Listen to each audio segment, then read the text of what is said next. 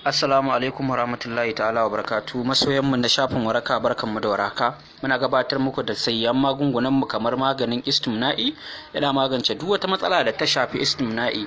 Muna da maganin sharp shooter na ruwa, duka shi ma yana magance duk wani nau'i na matsalolin al'aura. Muna da maganin sahihin maganin infection, maganin sanyi ne na ruwa insha Allah. Muna da general garan bawul, maganin da ke magance duk wani nau'i na matsaloli da suka shafi jikin ɗan adam. Muna da breast enlargement domin mata, iyaye da 'yan mata da zawarawa insha Allah. Muna da hips buster, magani ne na bangaren kugu ga 'yan mata da iyaye da zawarawa. Muna da ni'ima sinadari mai daɗi, magani da yake ƙara ni'ima ga mata insha Allah. Muna da maganin slimming wanda ake rage kiba. Duk lukutunka insha Allah in dai ka jarraba za a samu biyan bukata.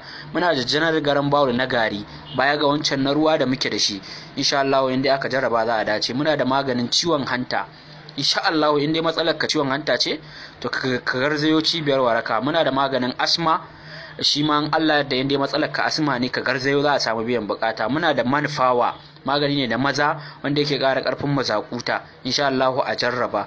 Muna da maganin basir koda mai tsiro ne ko mai kumbura ciki mai sama ciwon ciki insha Allah a jarraba. Muna da yajin maza baya ga manfawa, shi ma magani ne na bangaren mazakuta na maza insha Allah a jarraba. Muna da maganin ƙarin kiba, shi ma gashi nan baya ga wancan na slimming insha Allah a jarraba. Muna da maganin asma na gari wanda in ka dau wancan na ruwa zaka hada da wannan na garin insha Allah. Muna da maganin ulcer, in Allah yadda ulcer duk yana ta dame ka to ka jarraba wannan magani namu da izinin ubangiji. Muna da maganin sanyi, sahihin maganin sanyi haka muke kiran shi insha Allah. Muna da maganin ciwon mara ga mata ko maza ma complete duka insha Allah. In dai matsalar ki ciwon mara ce ko lokacin al'ada, muna da maganin infection na gari baya ga wancan na ruwa da muke da shi insha Allah. Muna da na gari. Muna da maganin matsi domin iyayenmu mata da 'yan mata da tsautsayi ya afka musu da zawara da za a sake sabon aure. Muna da maganin istimna'i na gari baya ga wancan na ruwa. Wannan na gari ne wanda ake sha da shayi.